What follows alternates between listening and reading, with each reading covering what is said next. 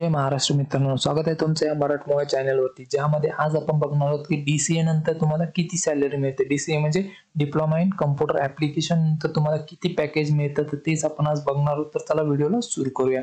तर बघा, जे DCA आहे त्यानंतर जी सॅलरी मिळते तर त्यामध्ये जर ॲव्हरेज जर सॅलरी काढली तर ती असते 2 लाखांपासून ते 3 लाखांपर्यंतचं पॅकेज तुम्हाला पर इयर साठी मिळतं. एक ॲव्हरेज सॅलरी काढलेली आहे. आता बघा, ही सॅलरी डिपेंड करते काही गोष्टींवरती, ज्यामध्ये तुमचं कॉलेज असतं, कॉलेज वरती पण खूप काही डिपेंड करतं. त्यानंतर परत तुमचं एक्सपिरियन्स आहे की नाही त्यावरती पण खूप काही डिपेंड करतं. जर एक्सपिरियन्स असेल तर जवळपास 4 ते 5 लाखांचं पॅकेज तुम्हाला मिळतं पर इयरसाठी. आणि ज्यामध्ये बघा, जर इथे मी काही हायेस्ट पेइंग जॉब्स काढलेले, जर तुम्ही सॉफ्टवेअर डेव्हलपर बनतात त्यामध्ये चांगलं पॅकेज तुम्हाला दिलं जातं. त्यानंतर वेब डेव्हलपर आहे, यामध्ये सुद्धा तुम्हाला चांगलं पॅकेज मिळतं. किंवा डेटा एंट्री ऑपरेटर जर बनले तर त्यामध्ये पण तुम्हाला चांगले पॅकेज देतं. किंवा टेक्निकल सपोर्ट इंजिनियर असतात ते पण तुम्ही करू शकता.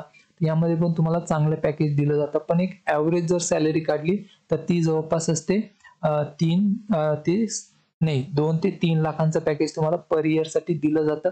आणि याच्या रिलेटेड जर तुम्हाला काही क्वेश्चन किंवा डाउट्स असेल तर कमेंटमध्ये नक्की कळवा. मी तिथे नेहमी तुम्हाला रिप्लाय करत असतो.